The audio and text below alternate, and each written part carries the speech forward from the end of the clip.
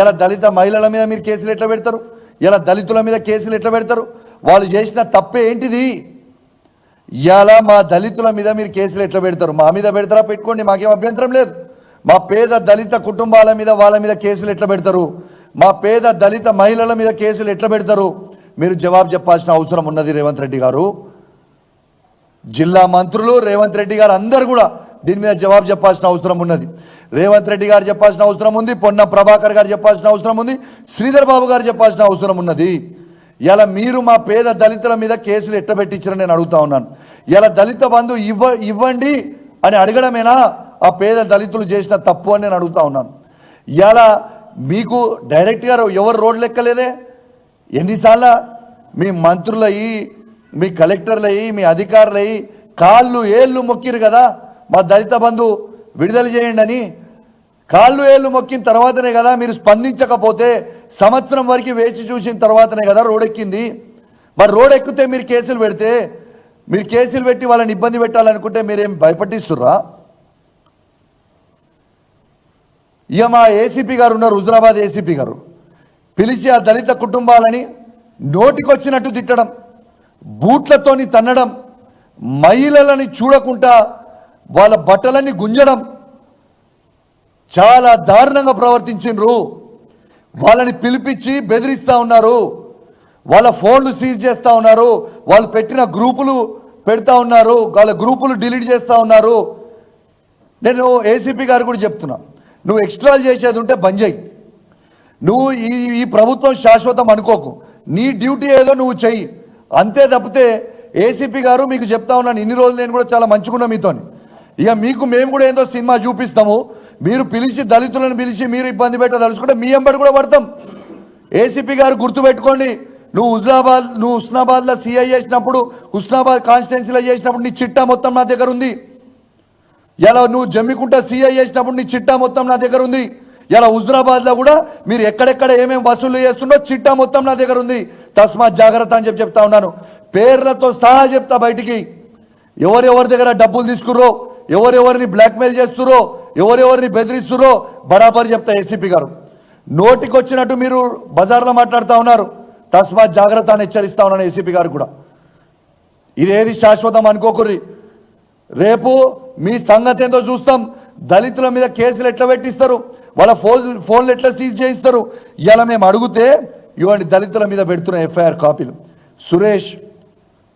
సురేష్ మీద, రాజేష్ మీద, నరేష్ మీద, రాకేష్ మీద, వీళ్ళ మీద కేసులు ఎఫ్ఐఆర్ కాపీలు పెడతా ఉన్నారు. వాళ్ళు అడిగితే దళిత బంధు ఇయ్యండి అయ్యా మీ దయా అని అడిగితే కేసులు బుక్ చేస్తారు పేద దళితుల మీద. ఒక్క ఎఫ్ఐఆర్ కాదు, రోజుకో ఎఫ్ఐఆర్. సీఎం గారు వస్తే కూడా ఓ ఎఫ్ఐఆర్ కాపీ మళ్ళీ ఇష్యూ చేస్తారు. వాళ్ళ మీద బెదిరిస్తారు, వాళ్ళని పిలుస్తారు, ఫోన్లు గుంజుకుంటారు. ఇది చాలా టూ మచ్ అయిపోతుందని చెప్పి నేను చెప్తా ఉన్నాను. మా మిత్రుడు మొన్న రాకేష్ గారు, ఎస్ మా దళిత బంధు ఇస్తలేరు, మా దళిత బంధు ఇయ్యనందుకు కాంగ్రెస్ పార్టీలో ఉన్న ఏ నాయకుడు వచ్చినా కూడా అడ్డుకోండి అని రాకేష్ గారు స్టేట్మెంట్ ఇస్తే, ఇవ్వండి రాకేష్ గారి మీద కేసు పెట్టి, ఎఫ్ఐఆర్ కేసు పెట్టి, ఆయన ఫోన్ గుంజుకొని ఆయనని టార్చర్ పెట్టి, ఆయనని కొట్టి, ఇలా విపరీతంగా కొట్టి, ఇలా తీసుకొచ్చి మళ్ళీ నువ్వు బయటికి పోయి చెప్తే బిడ్డ మళ్ళీ మీ ఇంటోళ్ళని కూడా తీసుకొచ్చి తొక్కుతాం, నిన్ను కూడా మళ్ళీ తీసుకొచ్చి తొక్కుతామని బెదిరించారు. ఇదానే వీళ్ళు చేసే పద్ధతి. ఏం మీ బెదిరింపులకి, మీ తుపాకీ తూటలకి భయపడేటోళ్ళ మీద కాదు. మీరు పోలీసు వాళ్ళని అడ్డం పెట్టుకొని ఉద్యమాన్ని అంచేస్తాం అనుకుంటే మీ కళ. నేను ఖచ్చితంగా దీని మీద చాలా సీరియస్గా ఉండబోతా ఉంది. మేము రేపు ఎస్సీ కమిషన్కి పోతాం. స్టేట్ ఎస్సీ కమిషన్ దగ్గరకు పోయినాక ఢిల్లీ ఎస్సీ కమిషన్ కూడా పోతాం, సెంట్రల్ ఎస్సీ కమిషన్ కూడా పోతాం. మా మహిళలందరినీ కూడా తీసుకొని వస్తాం. మీరు ఎట్లా ఆపుతారో చూస్తాం. ఆపురిగా మీ దమ్ముంటే చూస్తాం, ఎట్లా ఆపుతారో చూస్తా. ఇన్ని రోజులు ఆగినా ఓపిక పట్టినా పిలిచి బెదిరియడం ఏంది? మీరు బెదిరిస్తే ఏంది? మీతో అయ్యేది ఏంది? కేసులు పెట్టుకో, కేసులు ఎన్ని పెడతావు పెట్టు. మళ్ళా మేము అధికారంకి వచ్చినాక చెప్తున్నా, హెచ్చరిస్తా ఉన్నా, బిడ్డ మిత్తితో సహా వసూలు చేస్తాం, ఎవరిని కూడా ఇచ్చిపెట్టాం. ఇలా చేస్తున్న అధికారులు ఎక్స్ట్రా ఉన్నోళ్ళందరికీ మీరు అనుకుంటారు కావచ్చు ఇది కామన్ అని, బిడ్డ కౌశిక్ రెడ్డితో గోక్కుంటారు, తస్మాత్ జాగ్రత్త అని చెప్పి హెచ్చరిస్తా ఉన్నాను. మా దళిత బిడ్డల్ని, నా హుజురాబాద్ నియోజకవర్గంలో ఉన్న దళిత బిడ్డని పిలిపించి బెదిరిస్తారు, కొడతారు, బూట్లతో తంతారు. ఏమనుకుంటారు? మీరు మిథ్య ఎందుకు మీరుతురు? మీరేం కాంగ్రెస్ పార్టీ కండువ కప్పుకొని పనిచేస్తలేరు, గుర్తుపెట్టుకోండి. మీరు పని కాంగ్రెస్ పార్టీ జీతం ఇస్తలేదు, మీకు ప్రభుత్వం జీతం ఇస్తుంది. ప్రజల పైసలు జీతం వస్తున్నాయి, ప్రజల దగ్గర నుంచి. ప్రజలు ట్యాక్సులు కడితే మీకు జీతాలు వస్తున్నాయి. నోటికి వచ్చినట్టు మాట్లాడడం, హుజురాబాద్ చౌరస్తాల నోటికి వచ్చినట్టు మాట్లాడడం, జమ్మికుంట చౌరస్తాల నోటికి వచ్చి మాట్లాడుతున్నాం. ప్రతి పోలీస్ ఆఫీసర్కి చెప్తా ఉన్నాను, మీ డేటా మొత్తం తీసిన నేను నా హుజురాబాద్ నియోజకవర్గంలో ఉన్న ప్రతి పోలీస్ ఆఫీసర్కి చెప్తా ఉన్నాను, మీరు ఏమనుకున్నా మంచిదే, మీ ప్రతి డేటా మీరు ఎవరి దగ్గర పైసలు వసూలు చేసిరో నేను చాలా త్వరలోనే మీ అందరి మీద కూడా ప్రెస్ మీట్ పెట్టబోతా ఉన్నాను. మీరు రాసి పెట్టుకోరు, ఎవరెవరి దగ్గర పైసలు తీసుకురో, ఎవరెవరి దగ్గర డెలివరీలు ఎక్కడెక్కడ చేపిస్తురో, ఏ పెట్రోల్ పంపులో చేయిస్తురో, ఏ కిరాణా షాపులలో చేయిస్తురో, ఎవరెవరికి చేయిస్తురో డైసలు తీసుకుని అన్నీ కూడా ప్రెస్ మీట్ పెట్టి చెప్తా. మీరు బెదిరించుడు కాదు, నోటు దగ్గర పెట్టుకోండి, ఒళ్ళు దగ్గర పెట్టుకోండి.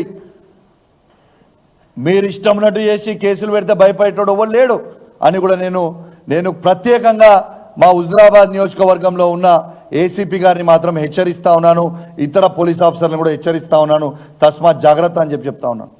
దీంతో పాటు నెక్స్ట్ టైం మీరు మా దళితుని కూడా నెక్స్ట్ టైం అన్యాయంగా పోలీస్ స్టేషన్కి పిలిచి కొట్టడం కానీ పిలిస్తే కానీ హుజురాబాద్ నియోజకవర్గంలో ఉన్న ప్రతి దళిత కుటుంబానికి నేను చెప్తా ఉన్నాను, మిమ్మల్ని అన్యాయంగా పోలీసు వాళ్ళు పిలిస్తే మీరు నాకు ఒక్క ఫోన్ కాల్ ఇవ్వండి. బీఆర్ఎస్ పార్టీ మీకు అండగా ఉంటుంది. హుజురాబాద్ నియోజకవర్గంలో వేలాది మంది కార్యకర్తలు తరలిస్తాం, ఎంతమందిని అరెస్ట్ చేస్తూ వచ్చాయి చూస్తామని చెప్పి నేను పోలీస్ వాళ్ళకు కూడా హెచ్చరిస్తూ ఉన్నాను. ఇలా కావాల్సింది, ఇలా నేను ఒక్కటే అడుగుతున్నా రేవంత్ రెడ్డి గారిని, రేవంత్ రెడ్డి గారు మీరు చెప్పండి, కావాల్సింది తెలంగాణలో మార్పు కదా, దళిత కుటుంబాలలో వెలుగు నింపాల్సింది కదా. ఇలా కేసీఆర్ గారు ఇచ్చిన 10 లక్షల రూపాయలతోని, ఇలా దళిత కుటుంబాల జీవితాలలో వెలుగు నింపే కార్యక్రమం కేసీఆర్ గారు చేస్తే మీరు ఏం చేస్తుర్రు? ఇచ్చిన 2 లక్షల మందికి కూడా అకౌంట్లు ఫ్రీజ్ చేయమని చెప్పడం మీకు న్యాయమేనా అని నేను అడుగుతా ఉన్నాను రేవంత్ రెడ్డి గారిని. నేను యావత్ తెలంగాణలో ఉన్న దళిత వర్గాలను అడుగుతా ఉన్నాను, దళిత సంఘాలను అడుగుతా ఉన్నాను, మీరు ఎందుకు సప్పుడు చేయక ఊకుంటా ఉన్నారు? హుజురాబాద్లో ఇవాళ దళిత కుటుంబాల మీద, మీ అన్న దమ్ముల మీద, అక్క చెల్లెల మీద కేసులు పెడతా ఉంటే రాష్ట్ర వ్యాప్తంగా దళిత సంఘాలు ఎందుకు స్పందిస్తలేవని అడుగుతా ఉన్నాను. ఖచ్చితంగా 33 జిల్లాలలో ప్రతి దళిత సంఘం ఖచ్చితంగా స్పందించాలి దీని మీద. ఇలా కేసీఆర్ గారు ఇస్తా అన్న 10 లక్షల దళిత బంధు 10 లక్షల రూపాయలది, కాంగ్రెస్ పార్టీ 12 లక్షల రూపాయలు దళిత బంధు ఇస్తా అన్నారు, ఎందుకు ఇయ్యరు అనేది ఇలా 33 జిల్లాలలో ఖచ్చితంగా స్పందించాలి.